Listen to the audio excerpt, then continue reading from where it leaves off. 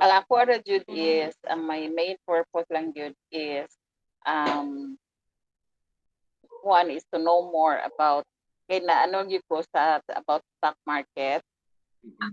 and then um gusto sad kong may lain nga passive income.